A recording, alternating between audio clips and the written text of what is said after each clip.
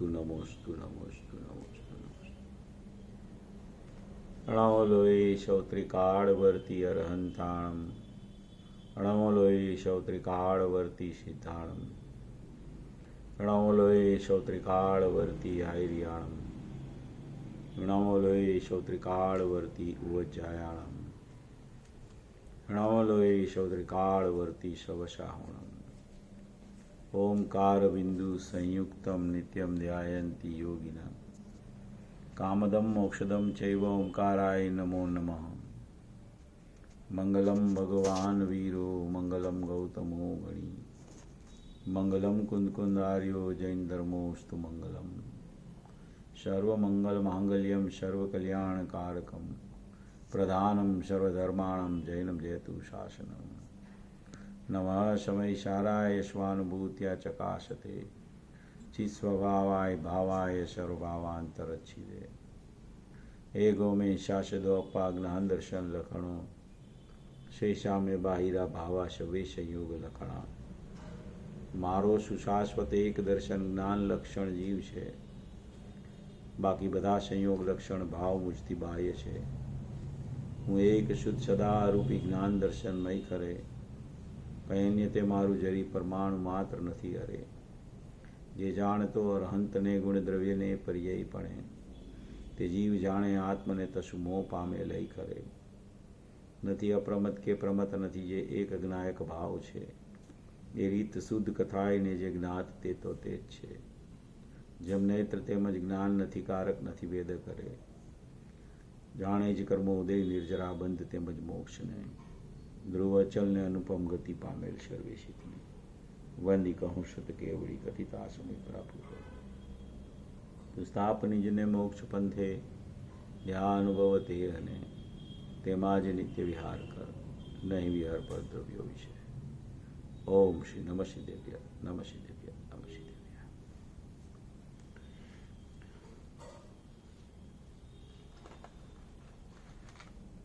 आज का दिन जो है वो श्रीमद् राजचंद्र जी, कृपालु श्रीमद् राजचंद्र जी का आज जन्मदिन है। 153वां जन्मदिन आज कृपालु देव का है। कृपालु देव श्रीमद् राजचंद्र जी वो आत्मज्ञानी पुरुष हो गए और उसको वैराग की तो वो मूर्ति थे। ववाणिया में उसका जन्म हुआ। वो ववाणिया यहाँ राजकोट से समझो कि 100 किलोमीटर दूर है, नज़दीकी कहा जाता है। यहाँ से 1.5-2 घंटे का रास्ता है। मोरबी के पास में ववाणिया गांव है, वहाँ उसका जन्म हुआ था। और 7 वर्ष में तो उसको 7वें वर्ष में तो उसको जाति स्मरण ज्ञान की प्रकटता हो गई थी। ऐसे परम कृपालु देव आत्मज्ञानी एकावतारी पुरुष और एकदम देह के प्रति इतना तो देहाध्यास उनका छूट गया था कि जैसे उनकी मुद्रा देखे तो मुनिवत मुद्रा दिखे। इतना वैराग्य था। उसने जो अपने पत्रों में जो जो उपदेश बोध दिया, उसमें जो जो सिद्धांत उसमें से निकलते हैं, उसमें देहाध्यास छुड़ाने की बात अधिकतम आई है उसमें। और बहुत से शास्त्र पढ़े उन्होंने भी।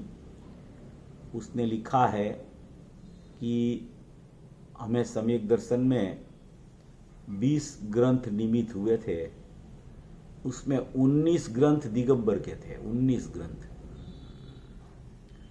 तो जैसे उसको भी दिगंबर शास्त्रों का बहुत अभ्यास था और बहुत छोटी उम्र में सम्यक दर्शन की प्राप्ति उसको 24 साल की उम्र में सम्यक दर्शन की प्राप्ति हो गई थी। और उसने जो जो रचना की, जो जो बात कही, वो पूरी ज्ञान और वैराग्य को साथ में रख के श्रीमद् राजचंद्र जी ने ये सब बातें की। जब शुरू में पूज्य गुरुदेव श्री का उपदेश शुरू हुआ था, तो उस टाइम में पूज्य गुरुदेव श्री भी, क्योंकि अपने अधिकांश मुमुक्षु लोग स्थानकवासी और श्वेतांबर में से दिगंबर हुए थे, यहाँ गुजरात में तो खास करके गुजराती लोगों में, तो वो पूज्य गुरुदेव श्री भी शुरू में तो सब लोग जो नए नए आते थे उनको श्रीमद् राजचंद्र ग्रंथ पढ़ने का उपदेश देते थे कि आप श्रीमद् राजचंद्र ग्रंथ पढ़ो, उसमें बहुत सी तत्वज्ञान की बातें, द्रव्यानुयोग की बातें उसमें बहुत अच्छी तरह से श्रीमद् राजचंद्र जी ने लिखी हुई है। तो ऐसे ये कृपालु देव, उसकी इतनी इतनी रचना है, ऐसे ऐसे काव्य लिखे हैं, ऐसा द्रव्यानुयोग का स्पष्टीकरण भी उसके पत्रों में आता है। कहीं पत्र ऐसे है कि पूज्य गुरुदेव श्री ने भी उसको माने कि पूरा पढ़ा है गुरुदेव ने तो, मगर कहीं पत्रों का आधार भी पूज्य गुरुदेव श्री उसका अपने उसके प्रवचनों में बहुत बार देते हैं। पत्र नंबर और पत्र नहीं बोलते, मगर श्रीमद जी ने ऐसा कहा, ऐसा बोल के पूज्य गुरुदेव श्री बहुत से कोटेशन श्रीमद् राजचंद्र भी से भी देते थे। दृष्टांत भी जो पूज्य गुरुदेव श्री में बहुत आते हैं, उसमें बहुत दृष्टांत श्रीमद् राजचंद्र में से भी अपने को, उसके ग्रंथ में से भी अपने को मिलते हैं। ऐसे जो वो कृपालु देव थे, वो अपने को सब मालूम है कि समयसार का ढूंढारी में से हिंदी भी उनने परम श्रुत प्रभावक मंडली में मुंबई में करवाया था, और समयसार देने के लिए जब वो ढूंढारी ग्रंथ आया था, तब उसने वो हाथ में ऐसा भर के उसको जैसे सोने के सिक्के, चांदी के सिक्के दे दिए थे। ऐसी ये श्रीमद् राजचंद्र जी की कोई माने कि अद्भुत ज्ञानी पुरुष, अलौकिक उसकी शैली, अलौकिक ज्ञानी पुरुष हो गए, और अद्भुतता से भरा हुआ उसका कोई मंतव्य रहा, वक्तव्य रहा। ऐसे ज्ञानी पुरुष अपने बीच में थे, और आज उसको 153वीं जन्म जयंती है, 152 साल हो गया उसको। और देखो उनकी, अपन एक पत्र भी लेंगे उसका, पढ़ेंगे उसको। उसने 16 साल की उम्र में तो, 16 साल और 5 महीना की उम्र में तो उसने मोक्ष माला लिख दी। मोक्ष माला, मोक्ष माला का वर्णन 16 साल और 5 महीने की उम्र में उसने लिख दिया, और 3 दिन में वो मोक्ष माला की रचना कर दी। 3 ही दिन में वो मोक्ष माला की रचना उसने खुद ने अपने हस्ताक्षर में कर दी। बाद में 24वें वर्ष में उसने हे प्रभु दीनानाथ दयाल, हूँ तो दोष अनंतनु भाजन छु करुणाल, वो रचना की। और यम नियम संयम, जड़ भावे जड़ परिणमे, वो सब 24वें वर्ष में जब सम्यक दर्शन की प्राप्ति हुई, तो ये सब रचनाएं सहज में उनके निमित्त से मुमुक्षु समाज को मिली। और इतनी ये सब जो रचनाएं हैं वो प्रेरणादायी है। इतना उसमें अध्यात्म भरा है कि वो काव्य पढ़ते पढ़ते, वो भक्ति रूप से उसका श्रवण करते करते ही जैसे भेद ज्ञान की प्रक्रिया चलते चलते अभेद की तरफ जीव चला जाए। ऐसी रचनाएं श्रीमद् राजचंद्र जी के निमित्त से समाज को मिली।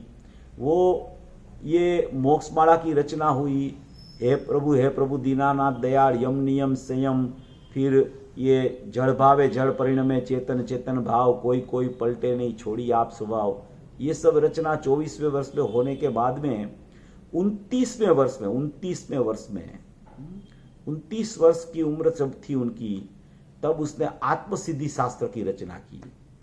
आत्मसिद्धि शास्त्र की रचना में 6 पद का पत्र लिख के शंका शिष्य उवाच लिख के वो प्रश्नोत्तरी के रूप में पूरी आत्मसिद्धि लिख दी उसने।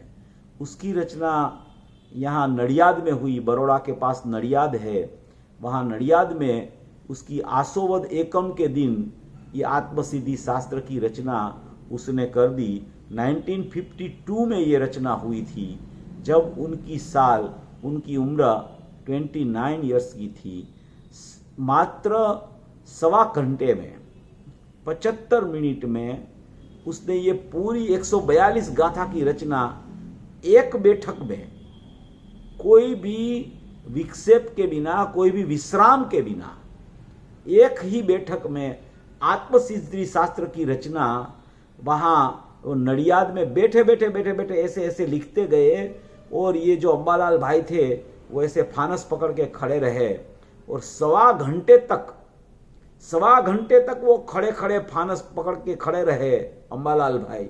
और ये कृपालु देव ने ये सवा घंटे में आत्मसिद्धि शास्त्र की रचना 29वें वर्ष में उसने कर दी। इतनी महत्वपूर्ण रचना की वो आत्मसिद्धि शास्त्र की कि 142 गाथा में समझ लो कि सर्व ग्रंथों का सार भर दिया उसमें, सर्व ग्रंथों का सार उसमें भर दिया। पहली लाइन में लिख दिया कि जे स्वरूप समझ्या विना पाम्यो दुख अनंत, समझाव्यू ते पदनमु श्री सदगुरु भगवंत। जो अपने स्वरूप को समझ लेता है और जो अपने स्वरूप को नहीं समझता तो अनंत दुख को पाता है, और स्वरूप को समझ लेता है तो अनंत सुख की प्राप्ति उसको हो जाती है। ऐसी आत्मसिद्धि शास्त्र की रचना 142 गाथा की रचना 29वीं साल की उम्र में उसने सवा घंटे में एक बैठक में बैठे बैठे कर दी। कितनी उसकी अंदर की ज्ञान की स्थिति अंदर में रमझट पूर्वक चलती होगी, कितना उसका वैभव उसको आत्मा का दिखता होगा, कैसा आत्म अनुभव बार बार उसको होता होगा।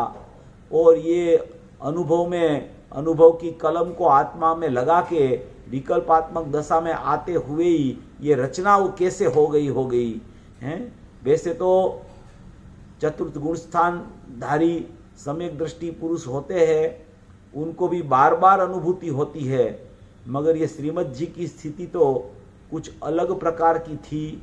उसको तो कितनी अनुभूति होती हो वो तो वही जाने, क्योंकि एकावतारी पुरुष थे, इसलिए अंदर स्वरूप में टिकने का काल उसका बहुत रहता था। माने कि अंदर में चले जाते थे तो बाहर ही जल्दी से नहीं निकलते थे, इतनी कोई उसकी ज्ञान की तीक्ष्णता अंदर में चलती थी।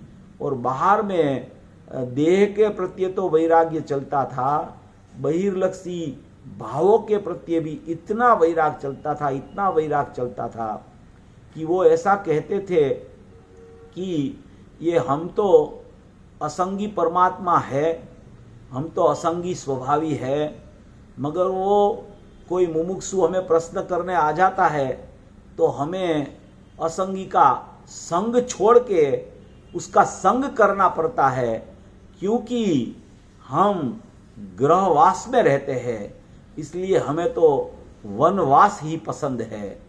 कब हम वन में चले जाए, कब हम वन के वाघ बन जाए, कब हमें वन की प्राप्ति हो जाए, ऐसा वनवास कैसे हमारा हो जाए, ऐसी भावना उसको बार बार रहती थी।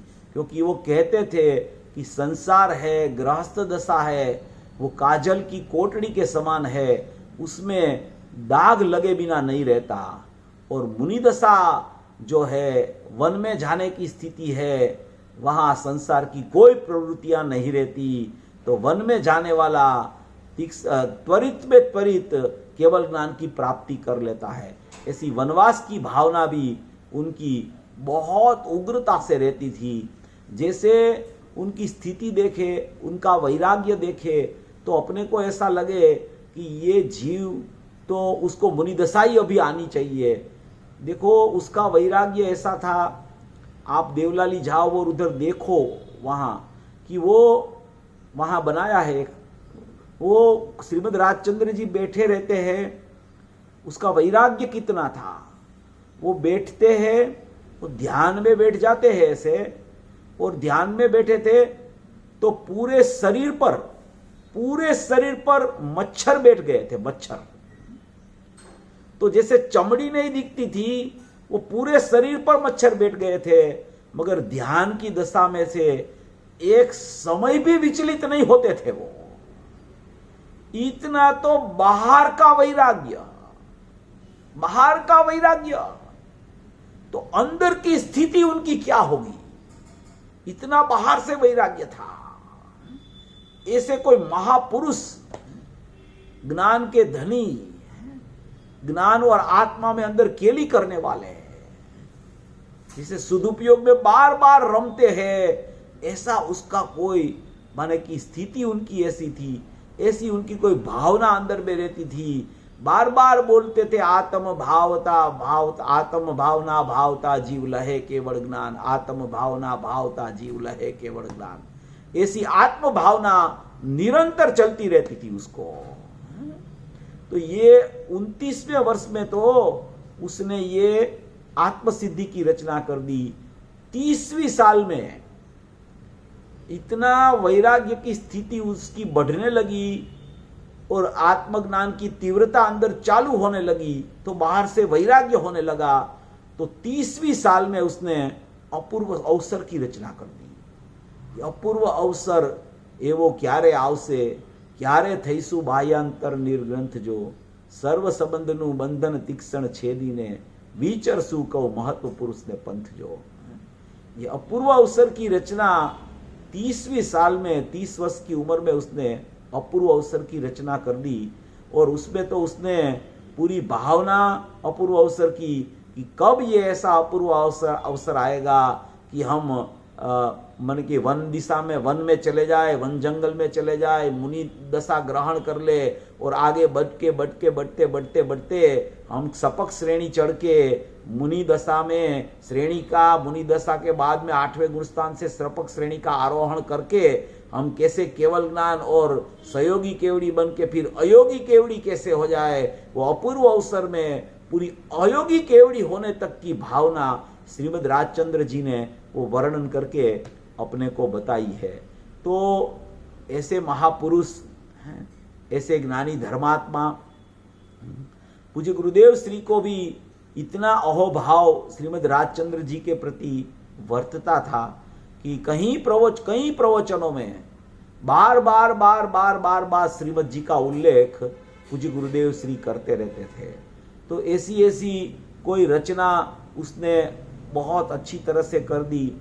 33वीं साल की उम्र में वो जब उसका देह परिवर्तन 33 साल पूरा हो गया और 34 साल में हुआ, तो वो 33वीं साल की उम्र में उसने वो जड़ ने चेतन बनने द्रव्यनो स्वभाव भिन्न वो रचना कर दी कि जड़ ने चेतन दोनों का स्वभाव भिन्न भिन्न है। उसको भिन्न भिन्न भासने लगा था, ऐसा भासने लगा, तब ये रचना हो गई कि जड़ और चेतन दोनों का स्वभाव भिन्न भिन्न है। ऐसी रचना, इतनी रचनाएं, बहुपुण्य केरा पुंज थी, वो भी रचना कर दी। बहुत सी काव्य, बहुत सी रचनाएं श्रीमद् राजचंद्र जी के द्वारा ये भरत क्षेत्र में बहुत अच्छा जीव हो गया। कोई ऐसा जीव ज्ञानी पुरुष कि उसने ऐसी रचनाएं की है कि अपन उसको पढ़े और अपन उसको भाव उसका पकड़े तो अपने को पता चले कि ये जीव तो नियम से एक अवतारी है, ऐसा पता चले, नियम से एक अवतारी है। एक वाक्य लिख दिया उसने कि अनेकांतिक ज्ञान पण सम्यक एकांत एवा नीच पदनी प्राप्ति सिवाय अन्य हेतु उपकारी नहीं। वो वाक्य पर पूज्य गुरुदेव श्री ने प्रवचन किया। वो वाक्य सोगानी जी को भी बहुत पसंद आ गया। तो बार सोगानी जी भी अपनी चर्चा में वो दोहराते रहते थे। अनेकांतिक ज्ञान भी सम्यक एकांत ऐसे नीच पद की प्राप्ति के अलावा अन्य हेतु उपकारी नहीं होता। उसको तो सम्यक एकांत की बस्ती थी न, तो ये अनेकांतिक तो प्रकट होता है, सम्यक एकांत तो प्रकट है। तो ऐसा श्रीमद् राजचंद्र जी ने फरमाया था। बनारसी दास जी का भी बहुत सी बातें श्रीमद् राजचंद्र जी के पत्रों में आई है। समय सार की बहुत सी बातें, एक ही बात रह गई, नियम सार उसके हाथ में नहीं आया था। जो कुनकुन आचार्य देव का नियम सार था वो उसके हाथ में नहीं आया था। मगर बहुत से शास्त्र, पंचास्तिकाई का बहुत वर्णन किया, परमात्मा प्रकाश का भी बहुत वर्णन आ गया। ऐसी ऐसी बहुत सी बातें श्रीमद् राजचंद्र जी के द्वारा वो अपने को मिली है। ऐसा जो ज्ञानी पुरुष है वो नित्य वंदनीय होते हैं। ऐसे ज्ञानी पुरुष को उसने फिर 33 साल पूरे हुए और 34वें साल में उसने आखिरी में, जब वो यहाँ राजकोट में उसकी समाधि हुई, तो राजकोट में आखिरी में 1.5 महीना वो यहाँ राजकोट रहे थे। उसका समाधि के पहले 1.5 महीना उसको यहाँ रहना हुआ था। तब भी उसने एक काव्य बनाया था, इच्छे छे जे जोगी जन अनंत सुख स्वरूप। वो काव्य ऐसा बना दिया, ऐसा बनाया, ये सबसे आखिरी काव्य था उसका। उसमें आखिरी में उसने लिख दिया, उपजे मोह विकल्प थी समस्त आ संसार, अंतर्मुख अवलोकता विलय थता नहीं वार। मोह विकल्प की उत्पत्ति, मोह उपजे मोह विकल्प से, विकल्प के कारण मोह की उत्पत्ति होती है। उपजे मोह विकल्प से समस्त ये संसार जो है वो सचमुच में विकल्प रूपी मोह है, उससे भरा हुआ है। ऐसा आखिरी में जब उसका समाधि लगने वाली थी, उस समय उसने ये काव्य की रचना कर दी। देखो ये महापुरुष की कितनी शक्ति थी, कितना उसका अंदर का जोर था, कैसा एकावतारीपना यहां से अपने को दिखता था कि उसकी रचना, उसका पत्र, उसका काव्य, ये सब देख के अपने को पता चलता है कि ये एकावतारी ही पुरुष होते हैं। और गुरुदेव ने जिस पर मोर छाप मारी हो कि श्रीमद् राजचंद्र एकावतारी पुरुष हो गए, तो फिर उसके लिए अपने को तो कोई विचार ही न करना पड़े, क्योंकि गुरुदेव ने प्रमाण किसी को भी दे दिया ज्ञानी का और एकावतारी पने का, तो फिर तो विचार ही अपने उसके लिए बंद हो जाते हैं। और ऐसा एकावतारी पुरुष, ऐसा ज्ञानी पुरुष, उनकी बहुत सी रचनाएं, बहुत से पत्र, बहुत सी स्थितियां अपने को यहाँ देखने को मिलती है। ये देखो, ये मैं थोड़ा आपको एक पत्र पढ़ के दिखाता हूँ। बहुत अच्छी बातें श्रीमद् राजचंद्र जी लिख के गए हैं और सचमुच में उसके पत्रों का भी अभ्यास करना चाहिए। पूज्य गुरुदेव श्री ने तो बहुत किया है और उसके पत्रों में कहीं कहीं ऐसी चर्चाएं हैं कि गुरुदेव को जिसने सचमुच में पढ़ा है, समझा है, सुना है, वो जीव को अगर ये ग्रंथ पढ़े तो उसको पता चलता है कि श्रीमद् राजचंद्र जी कहना क्या चाहते हैं। क्योंकि गुरुदेव ने जो स्पष्टीकरण किया है वो सब शैली इसमें श्रीमद् राजचंद्र जी ने गूढ़ भावों से भर दी है। गूढ़ भावों से, वो गूढ़ भाव समझना हो तो गुरुदेव को सुनने वाला होता है, उसको ये पत्र में क्या ये कहना चाहते हैं ये उसको पता चले पता चल ही जाता है। इसी कोई बहुत सी अपूर्व रचना ये श्रीमद् राजचंद्र जी ने कर दी है। देखो, उसने लिखा है कि जिंदगी अल्प है और जंजाल अनंत है। जिंदगी बहुत अल्प है, जिंदगी बहुत अल्प है, मगर उसको समय की कीमत नहीं लगती है। उसको ऐसा नहीं लगता कि जिंदगी बहुत अल्प है, ये मेरा समय व्यतीत हो रहा है बाहर के परिणामों में, रागादि भावों में, विकारी भावों में, अशुद्ध भावों में। ऐसा उसको नहीं लगता। जिंदगी अल्प है और जंजाल अनंत है, संख्यात धन है और तृष्णा अनंत है। संख्यात धन है मगर तृष्णा अनंत है। तृष्णा का खड्डा ऐसा है कि वो कभी पूरा नहीं होने वाला, कभी पूरा नहीं होने वाला। इसलिए कहते हैं तृष्णा अनंत है। यहां उस जगह पे स्वरूप स्मृति संभव नहीं होती। 319 नंबर का पत्र की 2-3 लाइन पढ़ के फिर 438 नंबर का पत्र में ले रहा हूं। स्वरूप स्मृति उसमें संभवित नहीं होती, क्योंकि जिंदगी अल्प है, जंजाल अनंत है। संख्यात धन है और तृष्णा अनंत है, वहां स्वरूप श्रुति नहीं संभव हो सकती। मगर जहां जंजाल अल्प है, जहां जंजाल अल्प है और जिंदगी अप्रमत है और तृष्णा अल्प है अथवा तो नहीं है, उसको सर्व सिद्धि है, उसको सर्व सिद्धि हो सकती है। उस जगह पे स्वरूप स्मृति पूर्ण होनी संभवित है, माने कि त्या स्वरूप स्मृति पूर्ण थवी संभवित छे। अमूल्य ऐसा ज्ञान जीवन, अमूल्य ऐसा ज्ञान जीवन, ये ज्ञानमय जीवन है मेरा, अमूल्य ऐसा ज्ञानमय जीवन प्रपंचे आवरण रूप चला जाता है, उदय बलवान है, मगर अमूल्य ऐसा ज्ञान जीवन है। वो ज्ञान जीवन तुझे सचमुच में पता चला कि ये तो मेरा ज्ञानमय जीवन होना चाहिए और मैं ज्ञान स्वरूपी भगवान आत्मा हूं, ऐसा अगर तुझे पता चल गया तो तुझे सचमुच में आत्मा की प्रतीति पूर्वक स्वसंवेदन होगा होगा और होगा।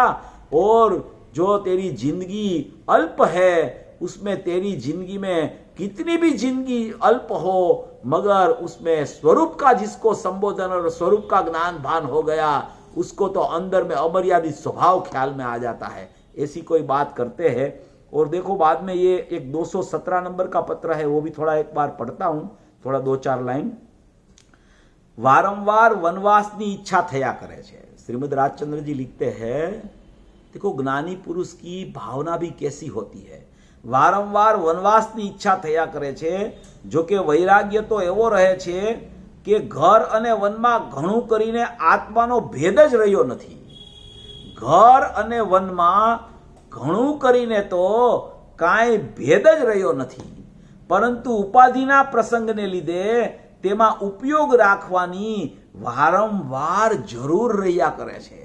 उपाधिना प्रसंगों के कारण उसमें उपयोग रखने के लिए बार बार ऐसा लगता है कि उपयोग उसमें रहना चाहिए, मगर कहीं न कहीं संस्कार की उपाधिया के कारण उपयोग उसमें नहीं रहता है। इसलिए वनवास की इच्छा बहुत हमारी उग्र रूप से रहती है कि जेथी परम स्नेह पर वेड़ा आवरण आड़वू पड़े અને એવી પરમ સ્નેહતા અને અનન્ય પ્રેમ ભક્તિ આવ્યા વિના દેહ ત્યાગ કરવાની ઈચ્છા થતી નથી। કદાપી સર્વાત્માની સર્વ આત્માની એવી જ ઈચ્છા હશે તો ગમે તેવી દીનતાથી પણ તે ઈચ્છા ફેરવશું, પણ પ્રેમ ભક્તિની પૂર્ણ લઈ આવ્યા વિના દેહ ત્યાગ નહીં કરી શકાય એમ રહે છે।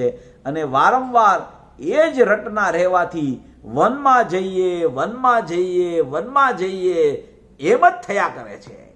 इसीलिए लिख दिया कि अपूर्व अवसर ऐसा कब आएगा, क्यारे थईसु बाह्यांतर निर्ग्रंथ जो सर्व संबंधनु बंधन तीक्षण छेदीने विचरसु कौ महत्व पुरुष ने पंथ जो। ऐसी वैराग्य प्रेरक बातें, वन में जाने की बातें, बार बार संसार काजल की कोटड़ी में से निकलने की बातें, कि वन में चले जाए तो ये संसार वाली उपाधियां हमें वहां दिखे ही नहीं, ऐसी वनवास की भावना उसकी बहुत रहती थी।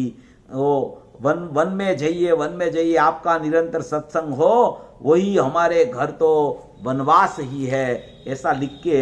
और ये भी 438 नंबर का पत्र है, उसमें बहुत सी चर्चाएं श्रीमद राजचंद्र जी ने की है। थोड़ा अपन उसको लेके फिर अपना प्रकरण शुरू करेंगे। ये श्रीमद राजचंद्र जी की तो बातें ऐसी है कि अपन इस पे 5, 10, 15 स्वाध्याय करें न तो भी ये बहुत अच्छा निकल जावे इसमें से। इनके बहुत से पत्र ऐसे हैं कि उसमें पूरा अध्यात्म भरा है, पूरा अध्यात्म, इतना ऐसा अध्यात्म भरा है, ऐसा अध्यात्म भरा है। सबने उसका ग्रंथ तो देखा होगा। देखो ये ग्रंथ है, ये इतना बड़ा ग्रंथ है श्रीमद राजचंद्र जी का है, ये पढ़ने लायक है। उसमें सब उसके पत्र है और वो पत्र में ऐसा ऐसा दिखा के गए हैं, वो ऐसा ऐसा लिख के गए हैं कि अपनी परिणति ऊर्ध्व हो जाए, अपना ज्ञान ऊर्ध्व हो जाए, अपनी श्रद्धा भी प्रतीति रूप नायक की अहम करने के लिए प्रकट हो जाए। ऐसी ऐसी बहुत सी बातें उसने यहाँ लिखी है। देखो 438 नंबर का पत्र है। ये पत्र के ऊपर पूज्य गुरुदेव श्री का एक नाटक समयसार में कुछ प्रवचन भी हुआ है, जो हमने पिछली साल पार्ला मंदिर में चला था। उस टाइम मैं भी उधर था, अष्टानिका के टाइम पे। तो ये प्रवचन उसका है, नाटक समयसार का, वो वहां चलाया था। तो ये 438 नंबर का पत्र है। समता, रमता, ऊर्ध्वता, ज्ञायकता, सुखभास, वेदकता, चैतन्यता, ये सब जीव विलास। देखो क्या कहते हैं श्री तीर्थंकर, एम कहे छे कि आ जगतમાં જીવ નામના પદાર્થને ગમે તે પ્રકારે કહ્યો હોય પણ તે પ્રકાર તેની સ્થિતિમાં હો તેને વિશે અમારું ઉદાસીનપણું છે, તેને વિશે અમારું ઉદાસીનપણું છે। હા બરાબર છે, આ 368 નંબરના પેજ ઉપર છે। જે પ્રકારે નિરાબાદપણે તે જીવ નામનો પદાર્થ અમે જાણ્યો છે તે પ્રકારે કરી તે પ્રગટ અમે કહ્યો છે। જે લક્ષણે કહ્યો છે તે સર્વ પ્રકારના બાધે કરી રહિત એવો કહ્યો છે। અમે તે આત્મા જાણ્યો છે, જોયો છે, સ્પષ્ટ અનુભવ્યો છે। क्या लिखते हैं? तीर्थंकरे जैसा आत्मा कहा है वैसा आत्मा हमने देखा है, जाना है और स्पष्ट हमने उसका अनुभव किया है। प्रगट वही आत्मा हम है, वही प्रगट आत्मा हम है। वो तो बार बार कहते रहते थे बार बार श्रीमद् राजचंद्र जी कि इस काल का हमें महावीर ही आप मानो, आप इस काल का हमें महावीर ही मानो। हम महावीर है, माने कि हमारा आत्मा महावीर है, इस काल का हमें महावीर ही आप मानो, ऐसा वो कहते रहते थे। और ऐसे कहा कि हमें वो आत्मा ऐसा हमें जानियो छे अने जोयो छे, स्पष्ट अनुभव्यो छे। प्रगट तेज आत्मा छीए, ते आत्मा समता नामने लक्षणे युक्त छे। वर्तमान समये जे असंख्य प्रदेशात्मक चैतन्य स्थिति ते आत्मानी छे ते पहेलाना 1, 2, 3, 4, 10 संख्यात असंख्यात अनंत समय हती।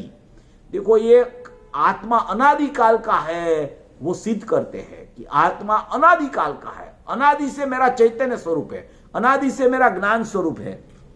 आगे की बात लेनी है, इसको पढ़ लेते हैं। असंख्य प्रदेशात्मक चैतन्य स्थिति वो आत्मा की है। ये पहलाना 1, 2, 3, 4, 10 संख्यात असंख्यात अनंत समय हती, वर्तमाने छे। हवे पछीना काळने विશે પણ તે જ પ્રકારે તેની સ્થિતિ છે। હવે પછીના કાળે પણ, भविष्य काल में पण वो आत्मा की स्थिति जो पूर्व में थी वर्तमान में है वो अनंत काल तक रहने वाली है। इसमें ये सिद्ध करते हैं कि आत्मा अनादि अनंत है। ये सब सिद्धांत भरे हुए हैं पत्रों में, इतने सिद्धांत भरे हुए हैं पत्रों में कि ये ऐसे सरल भाषा में सब लिख के श्रीमद् राजचंद्र जी गए हैं। ये कोई भी काले, कोई पण काले तेनु असंख्यात प्रदेशात्मकपणु, कोई पण काले तेनु असंख्यात प्रदेशात्मकपणु, चैतन्यपणु, अरूपीपणु ए आदि समस्त स्वभाव ते छूटवा घटता नथी, એટલે કે તે છૂટવા યોગ્ય નથી, તે કભી ક્યારેય છૂટી શકતા નથી। કોઈ પણ કાળે અસંખ્યાત પ્રદેશપણું, ચૈતન્યપણું અને અરૂપીપણું એ આદિ સમસ્ત સ્વભાવ તે છૂટવા ઘટતા નથી। એવું જે સમપણું, સમતા તે જેનામાં લક્ષણ છે તે જીવ છે। પછી એક એનો પેરેગ્રાફ છોડીને પછીના પેરેગ્રાફમાં કહેવા માંગે છે કે કોઈ પણ જાણનાર, देखो ये बहुत बढ़िया बात है, કોઈ પણ જાણનાર ક્યારે પણ, કોઈ પણ જાણનાર ત્રિકાળી દ્રવ્ય, શાશ્વત અનુભૂતિ સ્વરૂપ ભગવાન આત્મા, કોઈ પણ જ્યારે ક્યારે જાણનાર ક્યારેય પણ કોઈ પણ પદાર્થને પોતાના અવિદ્યમાનપણે જાણે એમ બનવા યોગ્ય નથી। કોઈ પણ જાણનાર कोई भी पदार्थ को खुद का अविद्यमान रूप से जाने ऐसा सचमुच में कभी होता नहीं है। इसलिए क्या सिद्ध करना चाहते हैं कि ये जानने वाला भगवान आत्मा है, वो कोई भी पदार्थ को जाने तो उसमें ये सिद्ध होता है कि उसमें उस जाननार आत्मा का विद्यमानपना है। पदार्थ को जानने में भी यह सिद्ध होता है कि जाननार आत्मा का विद्यमानपना है। वो अपना अविद्यमान रूप से कोई पदार्थ को जान ही नहीं सकता, क्योंकि जानने वाले की चेतना जो है उसमें जो जानना होता है वो जाननहार स्वाभाविक भगवान आत्मा है। उसका अविद्यमानपना होके वो कोई पदार्थ को जान नहीं सकता। इसलिए आत्मा का विद्यमानपना नित्य रूप है, वो सिद्ध करते हैं यहाँ। कि कोई भी पदार्थ का जानना हुआ तो समझो कि अपने अविद्यमान रूप से आत्मा, जाननहार आत्मा कभी जान नहीं सकता, इसलिए अपना विद्यमानपना नियम से रहता है, नियम से विद्यमानपना रहता है अपना। तो कहते हैं कि कोई पण जाननार क्यारे पण कोई पण पदार्थ ने पोताना अविद्यमानपणे जाणे एम बनवा योग्य नहीं। प्रथम पोतानुं विद्यमानपणुं घटे छे, प्रथम तो પોતાનું વિદ્યમાનપણું ઘટે છે।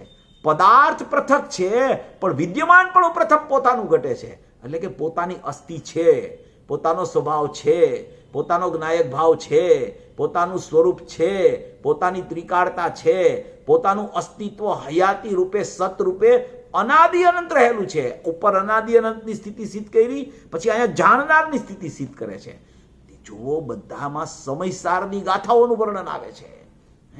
આ સમયસારની ગાથા ચાલે, સમયસારની ગાથાઓનું વર્ણન ચાલે છે। અનાદિ અનંત સિદ્ધ કરે છે, અસંખ્ય પ્રદેશી સિદ્ધ કરે છે, એને ચૈતન્યપણું સિદ્ધ કરે છે, અરૂપીપણું સિદ્ધ કરે છે, જાણનારની વિદ્યમાનતા સિદ્ધ કરે છે।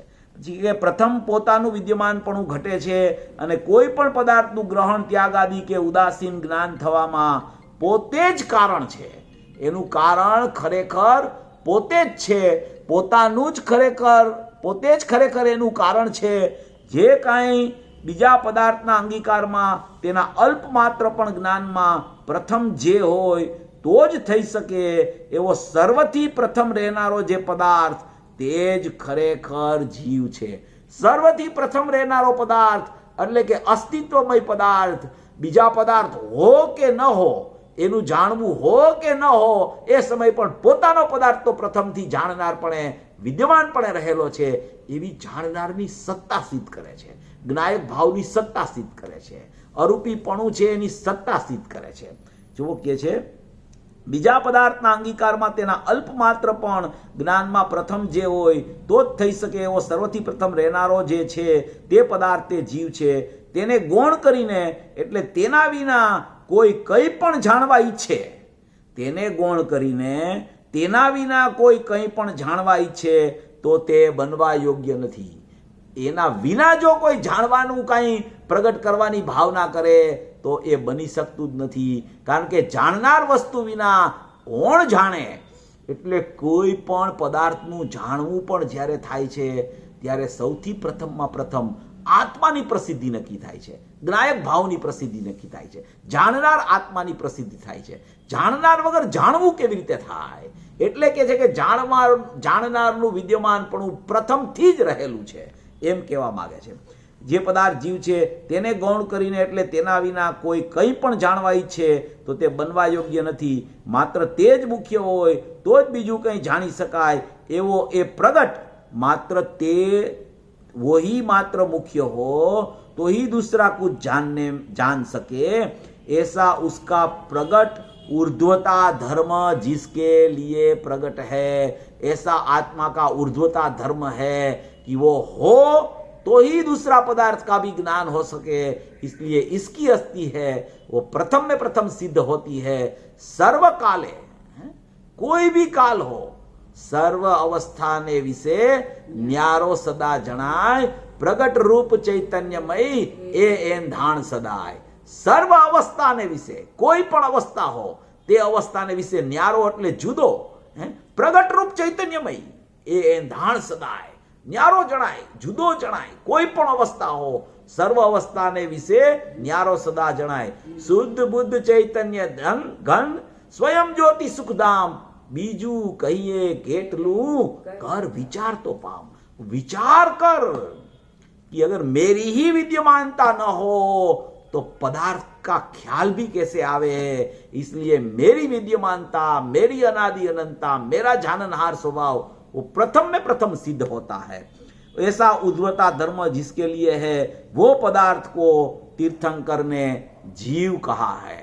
ऐसा ऊर्ध्वता धर्म वाला पदार्थ, ऐसा विद्यमान रूप पदार्थ, ऐसा जाननहार जीव, वो पदार्थ को तीर्थंकरों ने सचमुच में जीव कहा है। देखो उसके बाद में छठी गाथा का वर्णन आता है। छठी गाथा का शब्द आया इसमें।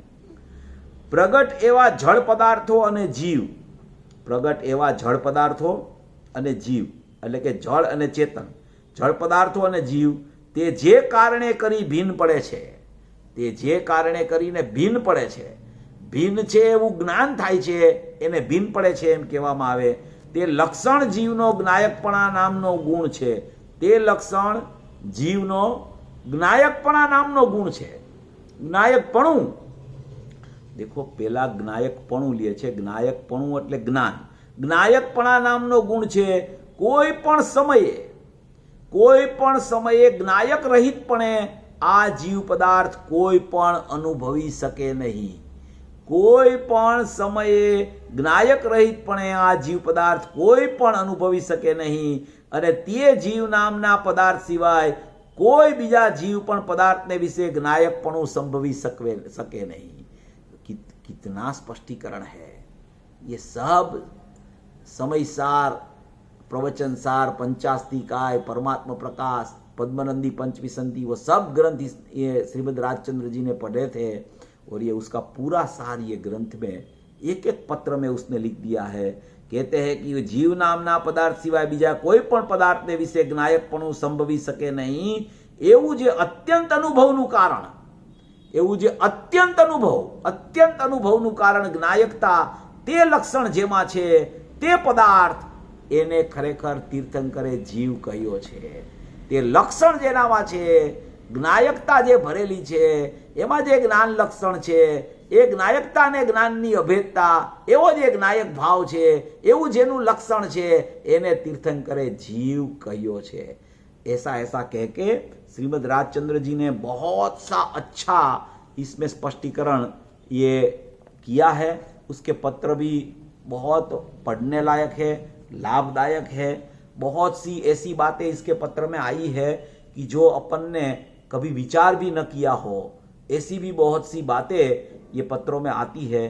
तो आज उसका जन्मदिन है, उसको साक्षात प्रणाम करके अपन अपना अभी समयसार का स्वाध्याय शुरू करते हैं. देखो, ये 11वीं गाथा का प्रकरण अभी तो आखिरी तबक्का में है. अपन ने तो बहुत सी चर्चा इसमें कर ली है और इसमें ये जो व्यवहार की, भावार्थ की बात चलती है, उसमें अपन अभी वहाँ तक पहुँचे थे. अभी उसको हरिगीत एक बार पढ़ लेंगे. व्यवहार नय अभूतार्थ दर्शित सुदनय भूतार्थ है. भूतार्थ आश्रित आत्मा सदृष्टि निश्चय होय है. अभी ये भावार्थ में अपन बीच में आए थे, इसलिए यहाँ ऐसा समझना चाहिए कि जिनवाणी स्याद्वाद रूप है, वह प्रयोजनवश नई को मुख्य गौण करके कहती है.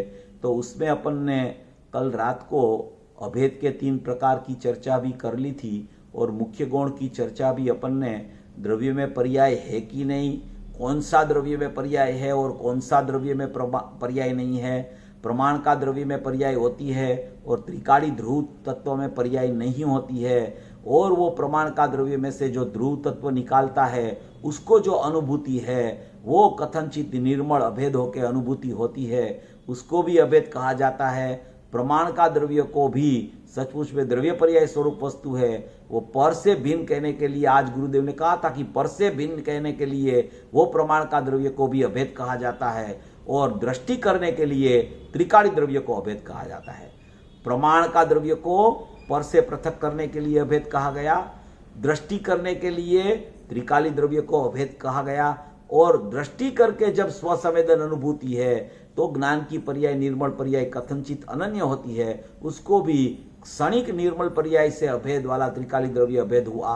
ऐसा 3 प्रकार का अभेद की चर्चा अपन ने जो की थी, वो आज पूज्य गुरुदेव श्री के प्रवचन में भी ये अभेद की चर्चा बहुत सी आई थी. तो यहाँ ये कहना चाहते हैं कि प्राणियों को भेद रूप व्यवहार का पक्ष तो अनादिकाल से है और प्रयोजनवश नई को मुख्य गौण करके कहती है. ये स्याद्वाद रूप है जिनवाणी, वो प्रयोजनवश नई को मुख्य गौण करके कहती है. अभी ये जो प्रकरण आता है वो बहुत महत्वपूर्ण है. प्राणियों को भेद रूप व्यवहार का पक्ष तो अनादिकाल से है. भेद रूप व्यवहार का पक्ष तो प्राणियों को अनादिकाल से चलता है. प्राणियों माने जो अज्ञानी जीव 10 प्राण से जो मैं जीता हूं ऐसा जो मानता है उसको प्राणी कहा जाता है, उसको अज्ञानी आत्मा कहा जाता है। ऐसा अज्ञानी आत्मा को जो 10 प्राण से मैं जीता हूं, 5 इंद्री मन वचन काया, श्वासोश्वास और आयुष्य और चैतन्य प्राण से मैं जीता हूं, वो भूल गया है कि ज्ञान दर्शन सुख और वीर्य ऐसा मेरा चैतन्य प्राण से मेरा जीवन चल रहा है, वो भूल गया है। और 10 प्राण से मैं जीता हूं, उसको यहां प्राणियों कहने में आता है। वो प्राणियों को भेद रूप व्यवहार का पक्ष तो अनादि काल से ही है। भेद रूप व्यवहार का पक्ष पर्याय है तो सही ने, पर्याय में ऐसा इतना तो परिणमन होना ही चाहिए ने, इतना तो शुभ भाव होना ही चाहिए ने, इतना नहीं हो तो फिर कैसे काम हो जाएगा। ये एक प्रवचन रत्नाकर में 18वीं बार के प्रवचन में पूज्य गुरुदेव श्री ने, प्रवचन रत्नाकर का पहला भाग है, वो पहला भाग में पूज्य गुरुदेव श्री ने एक स्पष्टीकरण बहुत अच्छा किया है, वो मैं आपको बता रहा हूं। इसके संदर्भ में ही है, इसके लिए ही बताया है पूज्य गुरुदेव श्री ने कि प्राणियों को भेद रूप व्यवहार का पक्ष है और वो माह चर्चा भी उसकी करते हैं और जिनवाणी में भी उसको हस्तावलंबन जानकर उसका उपदेश बहुत दिया गया है, मगर उसका फल संसार है। उसके लिए ये प्रवचन रत्नाकर गुजराती में 146 नंबर का पेज पर पूज्य गुरुदेव श्री ने एक बात फरमाई है, वो बहुत अच्छी बात है, बहुत बढ़िया बात है। वो भेद रूप व्यवहार का पक्ष कैसा चलता है, जीव को किस तरीके का पक्ष रह जाता है और किस तरीके का पक्ष रहने से सुधने का पक्ष नहीं आता है। देखो गुरुदेव कहते हैं, और फिर कोई ऐसा भी कहते हैं, और फिर कोई ऐसा भी कहते हैं, ऊपर आया है कि व्यवहार करते करते निश्चय धर्म प्रकट हो जाएगा। परस्पर मोटा बहुत से लोग संसारी प्राणी को राग का उपदेश, पक्ष का उपदेश, कोई व्यवहार का उपदेश संसारी जीव को देने वाले होते हैं। फिर यहां कहते हैं कि कोई ऐसा भी कहते हैं कि पर्याय तो है, उसका ज्ञान तो करना चाहिए। क्या कहते हैं? पर्याय तो है, उसका ज्ञान तो करना चाहिए, पर्याय को जानना चाहिए। देखो ये व्यवहार का पक्ष वाला की बात है। पर्याय तो है, उसका ज्ञान करना चाहिए, पर्याय को जानना चाहिए, पर्याय को विषय भी बनाना चाहिए, पर्याय नहीं है तो तुम उसको विषय नहीं बनाओ, तो तुम उसको व्यवहार नहीं को अभूतार्थ कहो। पर्याय है और व्यवहार नहीं भी है तो व्यवहार नहीं उसको विषय बनावे पर्याय को, उसमें क्या दोष है? ये तो विषय बनाता है ना। ऐसा कर करके पर्याय दृष्टि दृढ़ करता है, पर्याय का पक्ष दृढ़ करता है, पर्याय की सन्मुखता करता रहता है। तो गुरुदेव ने कहा पर्याय है, उसका ज्ञान तो करना चाहिए ने, उसको जानना तो चाहिए ने, उसको विषय तो बनाना चाहिए ने, अन्यथा तो एकांत हो जाएगा। अभी आपने कहा ऊपर कि वेदांत मत हो जाएगा, और अभी आप कहते हो कि अन्यथा एकांत हो जाएगा, ऐसा श्रोता कहते हैं, और आप कहते हो कि पर्याय को जानना बंद कर दे, व्यवहार को जानना बंद कर दे, द्रव्य दृष्टि के विषय में पर्याय है ही नहीं, ऐसा शुद्ध नहीं का पक्ष नहीं आया है, तो हमें समझना क्या? गुरुदेव को प्रश्न किया, प्रवचन में भी आया था 2 दिन पहले, ये आप दोनों बात करते हो, इसमें हमें क्या करना, हमें करना क्या? कभी कहते हो आप कि पर्याय है ही नहीं द्रव्य में, पर्याय को जानने के लिए भी पुरुषार्थ नहीं करना, और कभी आप कहते हो कि पर्याय को नहीं जानोगे, पर्याय को नहीं समझोगे, पर्याय को नहीं मानोगे तो वेदांत हो जाओगे। तो हमें करना क्या ये दोनों में? तो गुरुदेव ने वहां स्पष्ट किया कि दोनों की अपेक्षा समझकर अपने द्रव्य पर दृष्टि करना, दोनों की अपेक्षा समझकर अपने द्रव्य पर दृष्टि कैसे जाए वो पुरुषार्थ करना। तो यहां तो एक ये प्राणियों को व्यवहार का पक्ष अनादि का है, उसकी चर्चा है कि कोई ऐसा भी कहते हैं कि पर्याय तो है, पर्याय का ज्ञान करना चाहिए, पर्याय को जानना चाहिए, पर्याय को विषय बनाना चाहिए, नहीं तो एकांत हो जाएगा, पर्याय भी वस्तु है, अवस्तु तो नहीं है, ऐसा शास्त्र में कहा है, कार्य तो पर्याय में होता है न, पर्याय बिना कुछ कार्य होता है। ऐसा पर्याय का पक्ष करके, पर्याय का वलन करके परस्पर व्यवहार का पक्ष रूप उपदेश करके मिथ्यात्व को पुष्ट कर रहा है। क्या कहते हैं? मिथ्यात्व की पुष्टि कर रहा है। ये पर्याय का पक्ष है। पर्याय का पक्ष में कभी मिथ्यात्व जाता नहीं, उल्टा मिथ्यात्व दृढ़ होता है। पर्याय का पक्ष में पर्याय समझ में आ जाए और वो समझ के, द्रव्य को समझ के फिर पर्याय की दृष्टि छोड़ के द्रव्य पर दृष्टि चली जाए, ये तो यथार्थता है। मगर उसका पक्ष अगर हो गया कि ये पर्याय तो है, पर्याय का ज्ञान तो करना चाहिए, ये आग्रह वाली बात है। ये आग्रह वाली बात जब कोई जीव के अंदर में चलने लगती है तो वो पर्याय दृष्टि छूटती ही नहीं, पर्याय का पक्ष भी छूटता नहीं, पर्याय का लक्ष्य भी छूटता नहीं। वो सचमुच में तो वो पर्याय को ही उपाधि मानने लगता है, द्रव्य को ही भूल जाता है। उसको ऐसा ही लगता है कि सब पर्याय में है, सब पर्याय में ही होता है, कार्य पर्याय में होता है। ये ध्रुव तो ऐसे खड़ा है, ऐसे ही स्थिर होके, इसकी क्या कीमत है? उसको ऐसा लगता है, ऐसा भी भाषित हो जाता है। मगर ऐसा नहीं है। पर्याय होने पर भी पर्याय ये द्रव्य में नहीं है, ऐसा द्रव्य की दृष्टि जब करता है तब ही पर्याय में सम्यक दर्शन ज्ञान चारित्राणी मोक्ष मार्ग प्रकट होता है। वो मोक्ष मार्ग प्रकट होता है, ऐसा कहना वो पर्याय दृष्टिपना नहीं है। ये खास समझ लेना। वो तो मोक्ष मार्ग की पर्याय और मोक्ष की पर्याय तो आत्मा ही बन गई है। वो त्रिकाली द्रव्य की अपेक्षा से उसको सबको हे कह दे वो अलग बात है, मगर अनुभव की अपेक्षा से वो पर्याय है, वही आत्मा है। मगर वो पर्याय का पक्ष उसको है, वो तो बहिर्लक्षी पर्याय का पक्ष है। अंतर्मुखी पर्याय जो होती है उसमें कोई पक्ष नहीं होता। क्यों पक्ष नहीं होता? कि पक्ष छूट के वो पर्याय अंतर्मुख हुई है। फिर वो पर्याय का पक्ष नहीं होता जीव को। जिसको अनुभूति होती है उसको वो पर्याय का पक्ष नहीं होता। जिसको अनुभूति नहीं होती है उसको व्यवहार का बाहर का पक्ष है। इतना तो शास्त्र स्वाध्याय होना चाहिए। गुरुदेव ने आज कहा कि शास्त्र स्वाध्याय करते करते करते ज्ञान हो जाएगा, तो उसमें ये कहना ये चाहते हैं कि तू ऐसा मानता हो कि बहिर्लक्षी ज्ञान से मेरा अंतर्लक्षी ज्ञान हो जाएगा, तो ये तेरी भ्रमणा है। उसका मतलब ये नहीं है, गुरुदेव ऐसा नहीं कहते कि शास्त्र का पढ़ना छोड़ देना, ऐसा नहीं है उसका अर्थ। मगर शास्त्र पढ़ते पढ़ते पढ़ते पढ़ते भी वो शास्त्र में जो आत्मा बता रहे हैं वो आत्मा का लक्ष्य करना, उससे ही सचमुच में तेरे को तो सम्यक दर्शन ज्ञान चारित्राणी मोक्ष मार्ग की प्राप्ति होगी। और वो मोक्ष मार्ग की प्राप्ति होगी, वो पर्याय तो आत्मा के साथ अभेद हो जाती है। वो पर्याय का कोई पक्ष जीव को सचमुच में नहीं होता। बाहर की पर्याय का पक्ष की चर्चा यहाँ ये व्यवहार का पक्ष में करने में आती है। वो व्यवहार का पक्ष छूटता है तो निश्चय का आश्रय आता है, और आश्रयभूत तत्व का आश्रय लेके उसकी पर्याय में मोक्ष मार्ग प्रकट होता है। और जिसको मोक्ष मार्ग प्रकट होता है उसको पक्ष नहीं होता, मगर उसको कभी पर्याय के प्रति द्वेष भी नहीं होता। उसको निरंतर पर्याय की उपेक्षा चलती है, और अज्ञानी को नियम से पर्याय की उपेक्षा की जगह पर्याय का द्वेष चलता रहता है।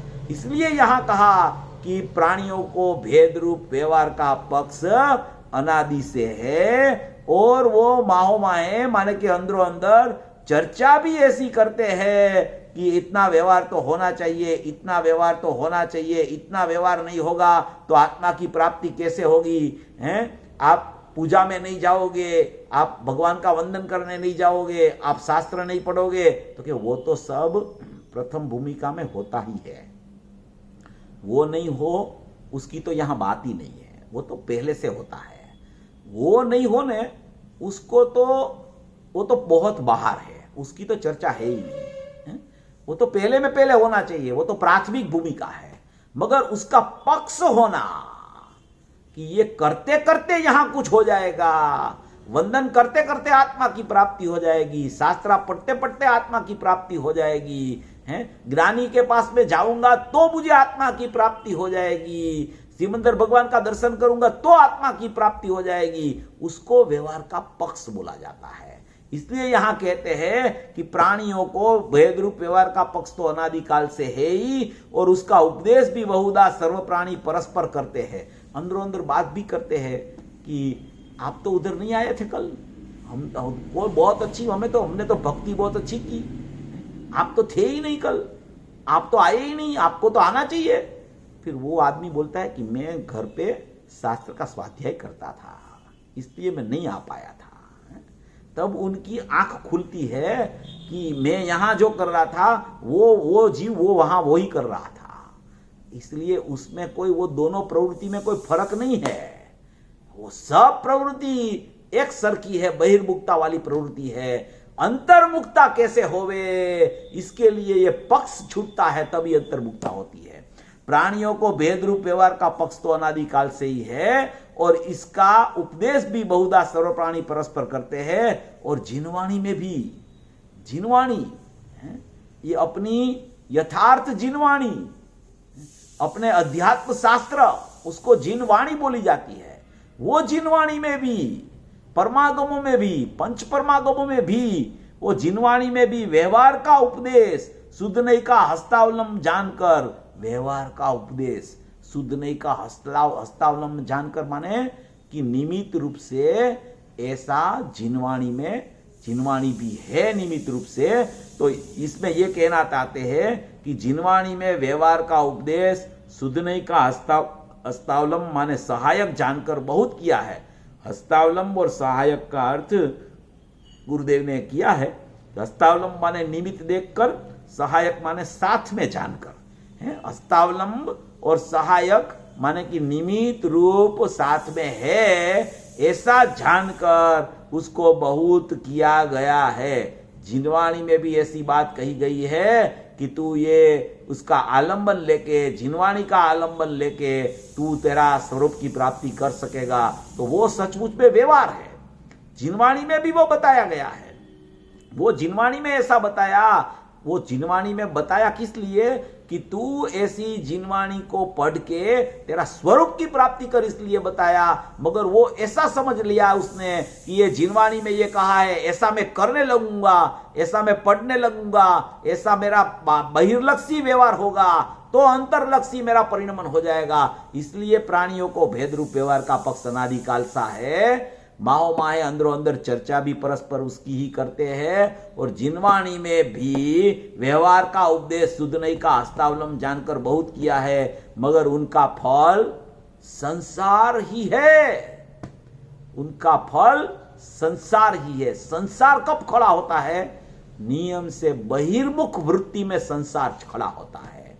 अंतर्मुख पर्याय में संसार नहीं होता। बहिर्मुख वृत्ति में, भेद रूप व्यवहार में, बाहुमय चर्चा करने में, जिनवाणी में जो कहा गया है उसको अपना मान के कि उससे कुछ करते करते कुछ हो जाएगा, ऐसा मान के जो कोई परिणमन ऐसा करता है बहिर्लक्षी, उसको सचमुच में संसार की प्रवृत्ति चल रही है, विकल्पात्मक संसार की प्रवृत्ति चल रही है। ऐसा यहां कहना चाहते हैं कि जिनवाणी में भी व्यवहार का उपदेश शुद्ध नहीं का हस्तावलंब जानकर बहुत किया है, किंतु उसका फल संसार ही है। फिर बहुत अच्छी बात आती है कि शुद्ध नहीं का पक्ष तो कभी आया ही नहीं। क्या कहते हैं? व्यवहार का पक्ष अनादि से चल रहा है, इसलिए शुद्ध नहीं का पक्ष तो उसको कभी आया नहीं। व्यवहार का पक्ष जब तक नहीं छूटता तब तक शुद्ध नहीं का पक्ष आता नहीं। ये शुद्ध नहीं का पक्ष का पूज्य गुरुदेव श्री ने तो सीधा अनुभव वाला ही अर्थ लिया है, मगर दूसरी जगह भी गुरुदेव ने इसका स्पष्टीकरण किया है। ये सीधा शुद्ध नहीं का पक्ष माने अनुभूति नहीं होती है, ऐसा ही पूज्य गुरुदेव श्री कहना चाहते हैं। इसमें वो क्यों ऐसा कहना चाहते हैं कि शुद्ध नहीं का पक्ष नहीं आया इसलिए कि अनुभूति ही नहीं हुई, ऐसा कहने में आता है। दो प्रकार है उसके। एक तो शुद्ध नहीं का पक्ष नहीं आया, उसका अर्थ यह है कि व्यवहार का पक्ष जो है वो उसको ढीला भी नहीं पड़ा, माने कि कुछ उसमें उसको मंदता भी नहीं हुई कि ये पक्ष तो छोड़ने लायक है, ये मेरे लिए बाधकपना है, ये मेरा मिथ्यात्व प्रकट कर रहा है, मिथ्यात्व को पुष्ट कर रहा है, ऐसा उसको पता ही नहीं चला। उसके लिए तो व्यवहार का पक्ष ही माने कि एक ही हो गया, सत्यार्थ हो गया।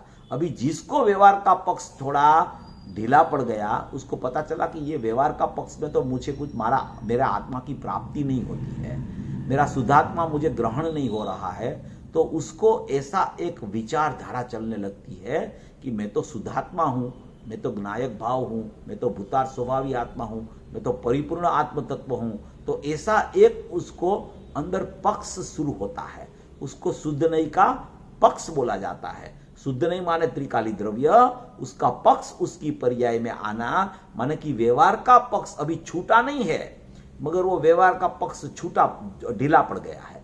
छूटा तो अनुभूति हो जाती, मगर अनुभूति नहीं हुई, व्यवहार का पक्ष छूटा भी नहीं, इसलिए अनुभूति नहीं हुई। मगर वो बीच में बीच में प्रवृत्तियां चलती रहती है, व्यवहार का पक्ष छूटा नहीं, मगर व्यवहार का पक्ष छोड़ने लायक है ऐसा ख्याल आ गया। और शुद्ध नहीं का पक्ष माने कि अनुभूति हुई नहीं, मगर शुद्ध नहीं ही मैं हूं ऐसा विकल्पात्मक दशा में भी ख्याल आने लगा, तो वो जीव जो है उसको शुद्धात्मा की अनुभूति होगी। तो वो जीव को ऐसा एक पक्ष आ जाता है कि मैं एक नायक चैतन्य परमात्मा हूं, पर्याय मात्र मेरे त्रिकाली द्रव्य में नहीं है, उत्पाद व्यय मेरे त्रिकाली द्रव्य में नहीं है, मैं तो मेरा स्वभाव में परिपूर्ण स्वभाव से हूं। ऐसा कोई एक पक्ष अनुभूति के पहले जीव को आता है। ऐसा पक्ष कैसे आता है और ऐसा पक्ष के बाद में पक्षातिक्रांत जीव कैसे होता है, उसकी चर्चा अपन रात को लेके ये भावार्थ का भी आज रात को अपन समाप्ति करेंगे। ऐसा स्वरूप समझकर सर्वभवी जीव मोक्ष मार्ग में प्रयाण करे, ऐसी मंगल भाव।